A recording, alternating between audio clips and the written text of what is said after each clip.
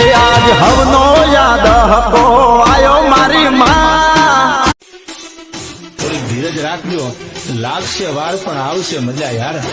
હજી તો સિકોતર તું બેઠી હોય અમાર કોઈ દાડો ખૂણામાં બેહવાનો વારો ના આવામાં.